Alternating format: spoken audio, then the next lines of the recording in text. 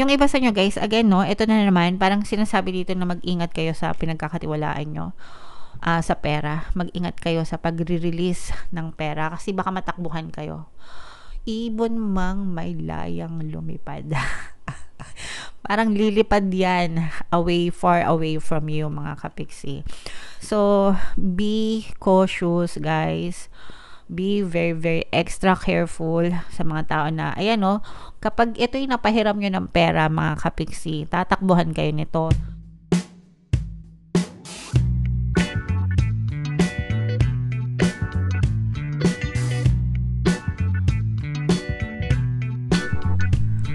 Hello guys, hello Virgo. Welcome back to Pinoy Pixie Tarot. Ang pamagat ng episode natin for tonight is Money Money Come to Me. Ito yung ating money reading para ngayong May para sa Virgo, Sun, Moon, Rising, Sign, and Venus. Shuffle ko yung cards guys. Hanapin ko yung energy ng money at saka yung energy ng Virgo.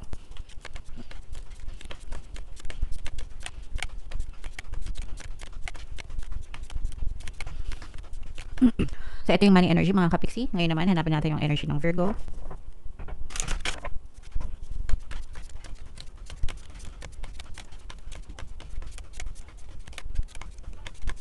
Ito guys. So, Virgo, kayo ay represent ng Queen of Pens sa ating spread.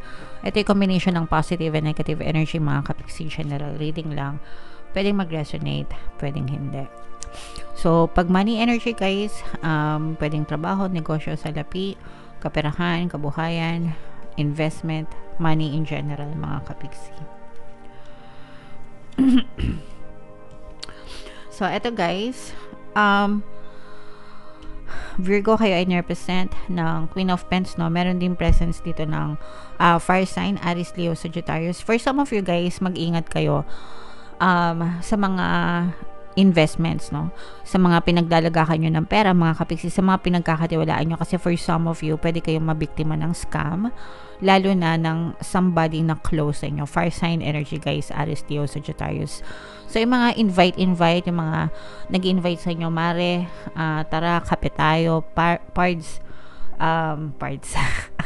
pare, pre, kape tayo, ganyan. Tapos i-invite kayo, tapos magpipitch in, ganyan, ng kanilang investment. Baka maloko kayo, mga kapiksi. Okay? So, mag-ingat. Palagi ko kayong pinaalalahanan, tsaka yung utang din, no? Yung mga nangungutang, nagpapautang. Mag-ingat din kayo sa mga pinauutang nyo kahit na kaklose nyo pa, kakilala nyo pa, lalo na sa stranger, syempre. Pero hindi naman siguro kayo magpapautang sa stranger, di ba? Pero sometimes kasi kahit kilala nyo na guys, pagdating sa pera, nag-iiba talaga. So, make sure na mag-ingat kayo sa mga pinagkakatiwalaan nyo sa paglalabas ng pera. Pero, ang nakikita rin natin dito guys, is mga karma, yung manloloko sa inyo or nanloko sa inyo. Kung kayo ay biktima na, no? Kung kayo ay, let's say for example, kapiksin ako na biktima na po ako ng scam. So, nakakarma na yun ng scam sa inyo, mga kapiksin. And malaki yung nawawala sa kanila. So, kahit na hindi kayo gumagante or kahit na hindi bumalik sa inyo yung pera galing dun sa ng scam sa inyo, si universe naman yung naniningil sa kanila, mga kapiksi. So, sila ay kinokarma guys. So, yeah. And then, nakikita din natin na parang maganda din yung partnership nyo, guys. Parang there's a lot of patience here. Parang sinasabi dito guys na wag ka munang padalos-dalos sa mga pagkilos nyo. Guys, wag kayo magmadali. Sometimes mas mabuti yung parang take it slow. Aim for progress, not perfection. Yung iba kasi guys parang masyado nagmamadali sa buhay nila, no? And wala namang problema doon guys kung talaga nagmamadali kayo, gusto nyo yumaman agad, gusto nyo maging maswerte agad. There's nothing wrong with that kasi gusto natin na umunlad agad tayo. Pero sometimes, kailangan nating i-enjoy yung process kasi may mga matututunan din tayo dyan along the way, mga kapiksi, no? And hindi naman masama yung ganun. Parang, take your time, di ba? As long as meron kang ginagawa. Sometimes kasi nagiging cause din ng frustration guys yung nagmamadaling yumaman, gusto tumama sa loto para mayaman agad, di ba? Na ano, parang ang nagiging side effect niyan is kapag wala kayong nakikitang evidence, na-frustrate kayo, di ba? Tapos sasabihin niya, ay nako, hindi naman totoo yan. Hindi naman totoo yan, manifest na yan, malas pa rin ako. So, ganun kasi, no? Hindi nyo alam kung ano yung block nyo, tapos, high vibes, tapos nagmamadali. Pag walang resulta, ang bilis manega. So, nagba-backfire.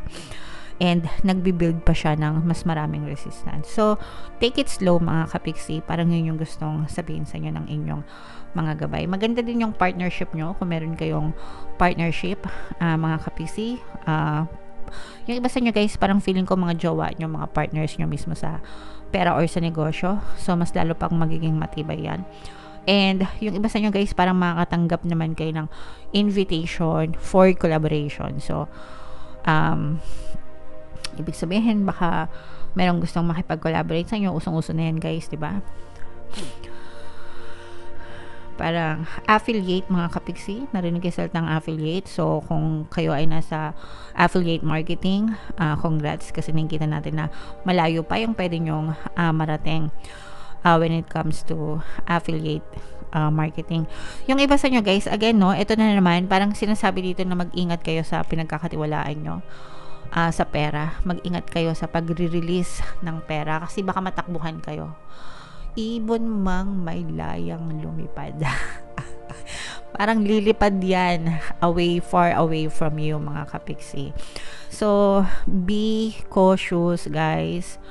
Be very, very extra careful sa mga tao na, ayan o, kapag ito'y napahiram nyo ng pera, mga kapiksi, tatakbuhan kayo nito, ibablock kayo nito, tapos dadating yung time na sila pa yung magmamalinis, sila pa yung parang mandededma sa inyo, sila pa yung may gana, no? na magalit kapag siningil nyo na, mga kapiksi. Kaya minsan nakaka-trauma din, no? Hindi naman sa guys, hindi naman sa tinatakot ko kayo, pero ganun talaga no? Sometimes, comment down below if naka-resonate kayo, no? Kapag nagpautang ka, ikaw pa yung may hiyang maningil. Tapos kapag ka naningil ka, ang hirap-hirap, no? Parang iisipin mo, bakit nung nangailangan ka, ang dali-dali kitang pinahiram? Bakit nung kukunin ko na yung para sa akin, hirap na hirap ako, diba? Kaya minsan talaga nakaka-traumang magpahiram. Kasi dahil sa ganun. Pero may ibang tao na deserve naman talagang tulungan, diba? So, yeah. Anyway, palagi nyo na lang isipin, there's always a risk, guys, kapag nagpapautang kayo. So, make sure na yung ipapautang nyo is yung pera na handa kayong mawala sa inyo. Alright? So, comment down below, guys, if feeling nyo naka-resonate kayo dyan. Virgo. And tingnan natin itong mga money manifesting techniques for you guys. Shuffle ko to guys. Yung mga positive energies dito guys, yung nakikita natin, partnership, mind collaboration, di ba? Yan yung mga nakikita nating magandang energies sa inyo. So, i-mind yan guys sa comment section. So, shuffle ko to guys. Habang sinashuffle natin to, panoorin nyo muna yung video natin regarding sa ating paano mag-manifest ng abundance video course. Kapiksi, sawa ka na ba sa mga struggles at hirap sa buhay mo? Masipag ka ba at masikap sa buhay ngunit hindi ka pa rin umaasenso? Ilang beses ka na bang nag-attempt magnegosyo at mag-invest pero palagi ka pa rin nalulugi? Sa pagkakataon na ito ay maaaring may subconscious beliefs ka na nagiging balakid sa iyong pag-unlad at pagyaman. Introducing, paano mag-manifest ng abundance video course. Dito ay matututunan mong ma-overcome ang mga balakid mo para tuluyan ka ng umunlad, umasenso, sumagana, maging matagumpay, successful at maswerte sa iyong kabuhayan, pera, trabaho, negosyo, salapi at kaperahan ng bonggang-bongga. Dali, mag-send na ng email sa pinoypixitaro@gmail.com at simulan na ang iyong pagyaman ngayon. Alright. So, sabay-sabay tayo guys. Magpayaman ngayon 2024, mag-avail na kayo ng course. Sobrang ganda niyan mga kapiksi. And meron tayong promo for April guys. Magbibigay tayo ng 200 pesos na discount sa lahat na mag-avail ng course. Kaya mag-avail na kayo guys. Sobrang ganda niyan. And meron din tayong email coaching. Manifest your desires using the law of attraction. If meron kayong mga specific na gusto nyang i-manifest guys, pwedeng love and relationship, pwedeng money or career mga kapiksi, pwede kayong magpabook ng email coaching session with me. Mag-send lang kayo guys ng email sa pinoypixitaro@gmail.com. So, eto guys, we have choice. Basahin natin. Even when money is scarce, avoid such statements as, I can't afford to buy this, or I don't have that kind of money. They reinforce a sense of lack. It's better to tell yourself, I choose not to buy this at this time. So, ibig sabihin itong choice of words, guys. Piliin nyo yung mga salita na sinasabi nyo on a daily basis, araw-araw. Avoid saying negative statements, guys. Yung mga reklamo, guys, no? Negative statements yan. Kapag nagreklamo kayo, guys, parang sinesend out nyo na kay universe yung mga reklamo nyo. And sasabihin ni universe, okay, your wish is my command. So, ano sa tingin nyo mangyayari? Kung ano yung sinabi nyo, parang ganun yan guys, palagi, no? Yun yung iisipin nyo. Para siyang genie na palagi nakikinig sa inyo. Whatever you're saying, palagi nakikinig yan.